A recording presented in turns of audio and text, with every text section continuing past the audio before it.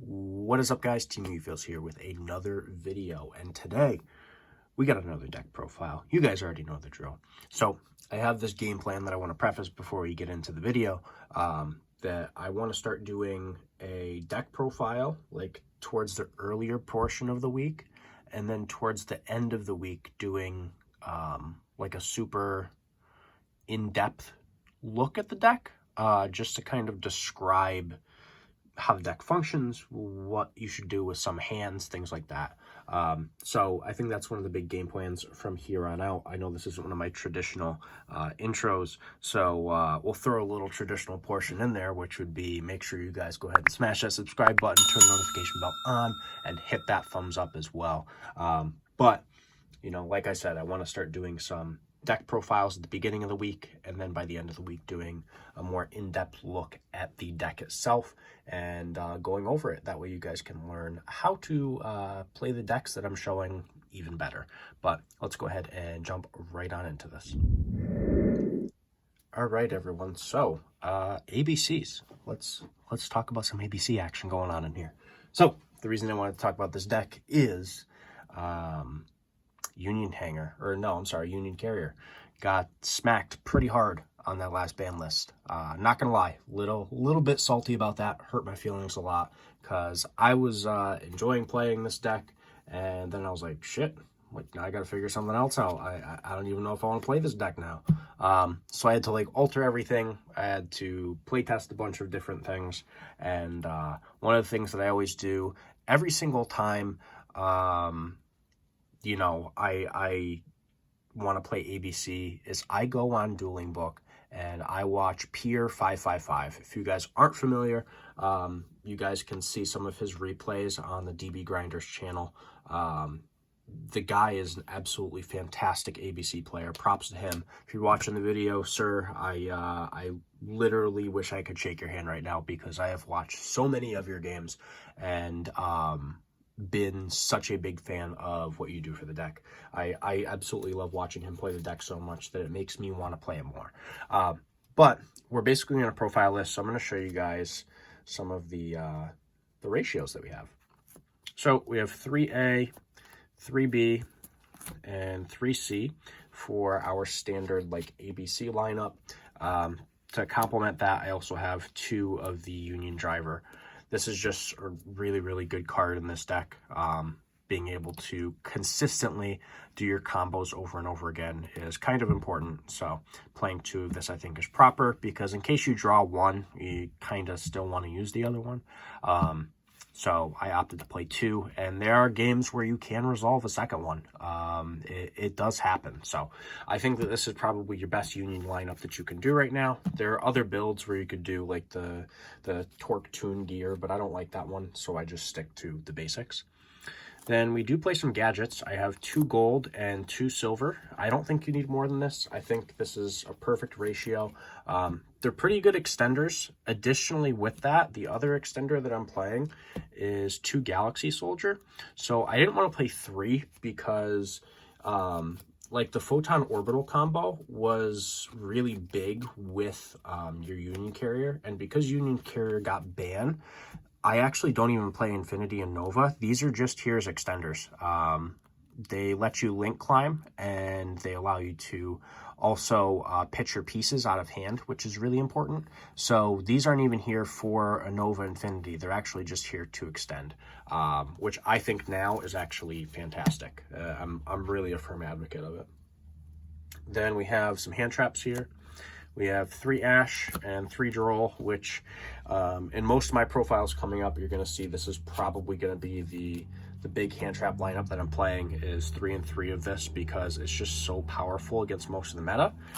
Covers most of your bases. Additionally, with that, I am main decking 2 Phantasme because there are a lot of decks right now that are in the top cut of things that are really doing a good amount of link summoning, or at least enough targeting and 1 or 2 link summons to prompt you to want to play Phantasme, not Dragoon. So like something along the lines of Prank Kids. They're going to link summon a few times in their first turn, and you can use the Phantasmic to your advantage. Dragon Link, obviously, they're going to link summon a ridiculous amount of times, so that's going to help you out there. Also, alongside a bunch of other decks in the meta, I mean, if you play against Shaddoll or Invoked, they're probably going to do like an Almirage Secure Garden of play, so you have that also at your disposal. So this card is just really, really good right now. If you don't have playsets, definitely pick up a playset because it's worth having on hand. Those are all the monsters, though. I like the monster lineup, to be perfectly honest with you. I don't think there's anything that I would really change with it. I mean, the only thing that I think is a flex spot is the Galaxy Soldiers. If you don't want to play them, don't play them. But I think that they're ridiculously powerful. And they serve a pretty strong purpose. So keep in mind that they definitely help you out a bunch. Moving on to the spells, though, we have 3 Union Hanger, 1 Terraforming, and 3 Unauthorized Reactivation. Basically, 7 copies of Union Hanger. That's essentially what this is. You're just trying to turbo out your Union plays. You want to get to that driver so you could just banish it, get another piece, and then keep playing the game. So playing these 7 is definitely a necessity. You have to do that. Something that's just required. Then I have 3 Pot of Prosperity. This is another flex spot in the deck. You can switch this around as you please. If you don't want to play Pot of Prosperity and you're on more of a budget, play Desires, because Desires is infinitely cheaper, obviously. You know, you're saving basically $300 by getting 3 copies of Desires instead of this. But this card, in my opinion, is obviously the better choice. It's just that it's a lot more expensive. So keep in mind, if you want to play the better version, play it. But if you don't want to pay the money for it, or you can't pay the money for it, then there are other options out there. Then the one-ofs, I just play 1 Monster Reborn and 1 Call by the Grave.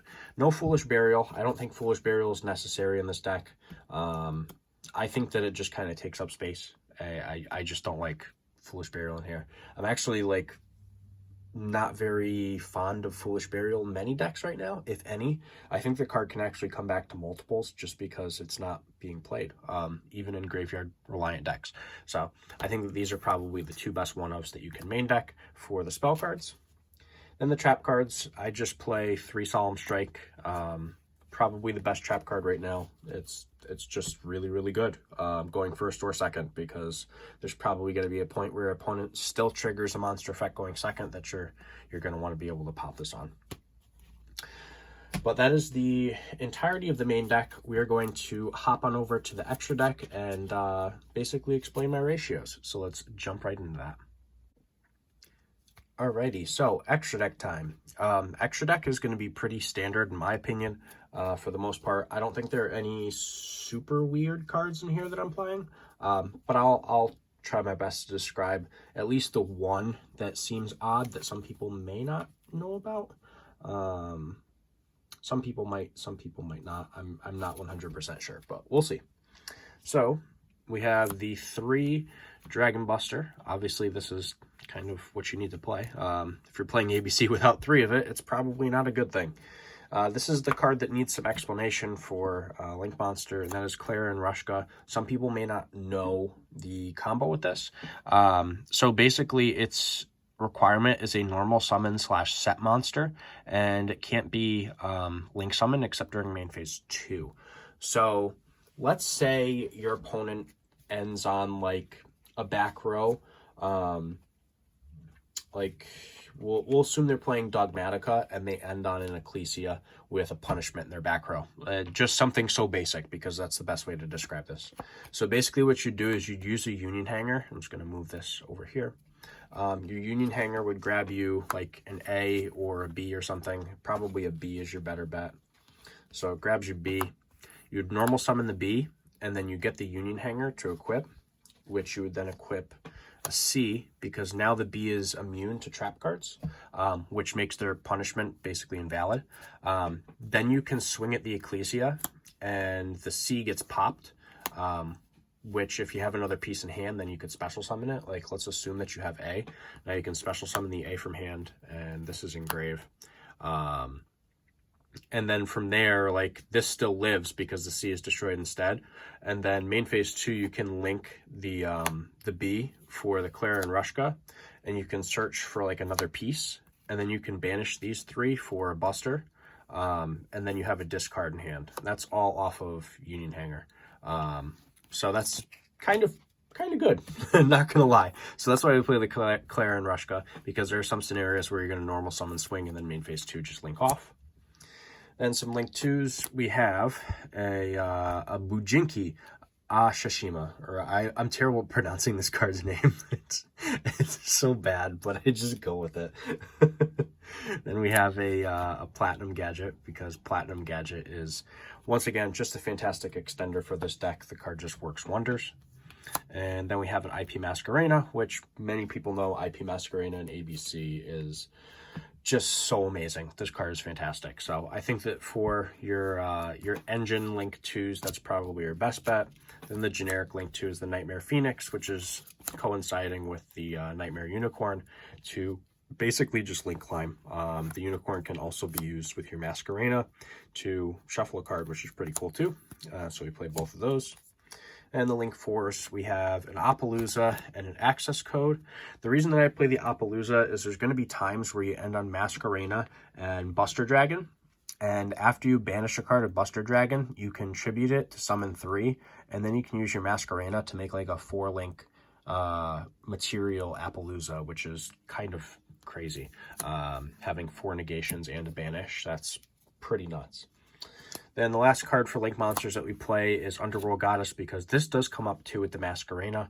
I think that the Apollousa play comes up a tad bit more, but that being said, this play will come up, so keep in mind that's definitely a possibility. Then moving on to the XYZ Monsters, we play one Dugaris, because this card is pretty crazy in this deck, being able to draw some cards, pitch some cards to get your materials engraved. This card is just really powerful, or being a Monster Reborn is also really neat too. So keep in mind, really, really strong card. Then we have a Gear Gigan X, because this card also does a lot for this deck, being able to search out materials that you may need, extenders, things like that. This card basically gives you everything you could possibly want. So Gigan X is fully worth playing the one of. And then the last card that we play is the Dweller, because shutting off graveyards is, once again, always going to be relevant. Something very, very important. Keep in mind that the graveyard is just super, super powerful right now. So if you can shut it off from your opponent using it, that's probably your best bet. So Dweller is an amazing card right now. But that's the extra deck. We're going to go ahead and hop on over to the side deck, and I'll go a little bit in depth with that so you guys understand my ratios there. So let's check it out. Alrighty, everyone, it is side deck time. Time to take a look at the last part of this deck before bringing the profile to a close. So let me go ahead and, basically explain everything. So we have some more hand traps, which would be the Triple Lancia. Now in this deck, this card might seem a little odd because it's like the deck relies on banishing. Why would you want to play Lancia? Considering the amount of banishing that's going on right now in the format, if you know you're going to go second, siding this card in is not going to hurt you, because you're not going to be like doing much banishing on your like turn 0, because you don't have any cards to play that'll banish stuff. So the Lancia is really good in that aspect. Also, even if like you side this card in and you have a Buster established, you can either use the Buster before discarding Lancia, or you could chain it in response, or you don't even have to use your Buster. You can just tribute it to summon 3 cards back. So the Lancia is just fantastic. It's just really good against most of the meta. I've been pushing this card for a while now, and I'm glad that it's seeing more play. And the other hand trap is 3 Nib, because like so many decks are doing more than 5 summons now, and you kind of want to put them in check for doing so. So playing Nibiru is probably your best bet. Then the spell cards that we have, 3 Dark Ruler No More. I wanted to play Droplet, but here's my problem with Droplet, is that if you send like your ABC pieces from hand, they're not going to trigger, and you kind of want to trigger them. So I opted to just go with the Dark Rulers, and I think the Dark Rulers are a pretty good choice. I don't think that like Dark Ruler is a necessity in the meta. I just think that overall it's a pretty good card. Then the backer removal, playing that double Lightning Storm and one Feather Duster. If you guys watch enough of the videos, you'll know that I've been siding these for a while, and I think that they're really good. I like playing these cards. Then the last card that we play is a trap card. For when we know we're going first, I just do 3 Judgment. That way I have a nice Solemn Brigade built up between 3 Strike and 3 Judgment. It's just really, really good. I don't have much to really say about it because, like, Judgment is Judgment. As everyone says, the card just says no. That's basically what the card is. So that is the entirety of the side deck, basically bringing this profile to a close. It's a very, very fun deck. I'm going to do some more like in-depth videos, like I said in the beginning, about the decks that I'm profiling. So be prepared in the near future because it might be ABC, it might be something else. You guys are going to be seeing a lot more decks on the channel that aren't necessarily like meta decks. I'm going to be doing a lot more like rogue budget tier 2, tier 1.5 stuff, just because that's what I'm enjoying more so right now.